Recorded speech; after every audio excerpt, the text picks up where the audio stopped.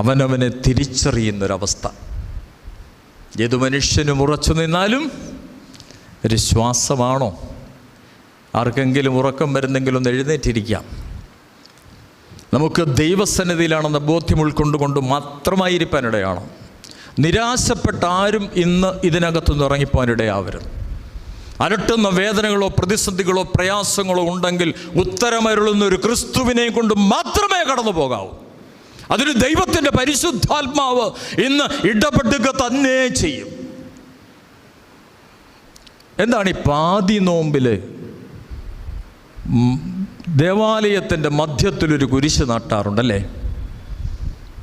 അതിൻ്റെ ലക്ഷ്യം പുറപ്പാട് പുസ്തകത്തിൽ പറയുന്നുണ്ട്. അഗ്നിസർപ്പം പുറപ്പാട് പുസ്തകത്തിൽ പൂർവിക പിതാക്കന്മാർ മിസ്രയീമിൽ നിന്ന് തിരിച്ചു